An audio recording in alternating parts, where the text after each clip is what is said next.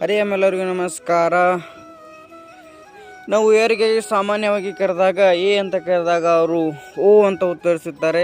ಇದು ಮಾತನ್ನೇ ಕೇಳ್ತೇನೆ ಅಂದರೆ ಬನ್ನಚ್ಚಿ ಗೋವಿಂದ ಮಹಾಚಾರ್ಯರು ಅವರ ಪ್ರವಚನದಲ್ಲಿ ಆವಾಗಿನ ಕಾಲಮಾನಗಳಲ್ಲಿ ಯಾರಾದರೂ ಎ ಅಂತವರಿದ್ರಾಗ ಅವರು ಓಂ ಅಂತ ಕರಿತಾ ಇದ್ರು. ಓಂ ಅಂತಕ್ಕಂಥ ಶಬ್ದ ಬರ್ತಾ ಎ ಆಯಿತು, ಓ ಆಯಿತು.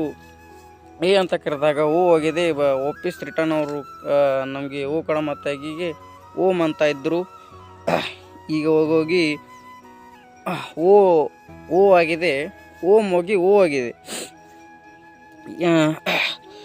ಓಂ ಅಂತಕ್ಕಂಥದ್ದು, ಓಂ ಅನ್ನುವ ಶಬ್ದ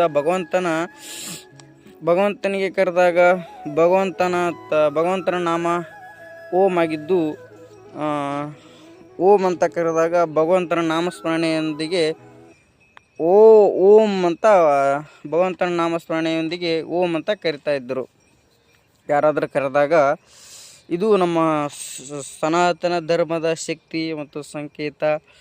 ಆವಾಗಿನ ಕಾಲದಲ್ಲಿ ಓ ಅಂದಾಗ ಎ ಅಂದಾಗ ಓಂ ಅಂತ ಒಳ್ಳೆ ರಿಟರ್ನ್ ರೆಸ್ಪಾಂಡ್ ಮಾಡ್ತಾಯಿದ್ರು. ಈಗಿನ ಕಾಲದಲ್ಲಿ ಬರ್ತಾ ಓ ಆಗಿದೆ, ಆವಾಗಿನ ಕಾಲದಾಗ ಓಂ ಆಗಿತ್ತು. ಈ ಮಾತು ಯಾರು ಹೇಳಿದ್ರು ಅಂತಂದರೆ ಬನ್ನಚ್ಚೆ ಗೋವಿಂದ ಮಹಾಚಾರ್ಯರು ತಮ್ಮ ಪ್ರವಚನದಲ್ಲಿ ಈ ಮಾತನ್ನು ಹೇಳ್ತಾರೆ. ನಮ್ಮ ಭಗವಂತನಿಗೆ ಒಂದು ನಾಮಸ್ಮರಣೆ, ಭಗವಂತನ ನಾಮಸ್ಮರಣೆಯೇ ಒಂದು ಓಂ ಅಂತಕ್ಕಂಥದ್ದನ್ನು ಈ ಸಂದರ್ಭದಲ್ಲಿ ಹೇಳಕ್ಕೆ ಇಷ್ಟಪಡ್ತಾ ಇದ್ದೀನಿ. ಇದು ನಮ್ಮ ಸನಾತನ ಶಕ್ತಿಯಾಗಿತ್ತು. ಒಂದು ಮೂಲನೂ ಬಿಟ್ಟಿಲ್ಲ, ಒಂದು ಶಬ್ದನೂ ಬಿಟ್ಟಿಲ್ಲ, ಒಂದು ನುಡಿನೂ ಬಿಟ್ಟಿಲ್ಲ. ಎಲ್ಲದಲ್ಲಿ ಸನಾತನ ಶಕ್ತಿ ಅಡಗಿದೆ ಅಂತಕ್ಕಂಥದ್ದನ್ನು ಈ ಮಾತನ್ನು ಹೇಳ್ತಾ ಇದ್ದೀನಿ.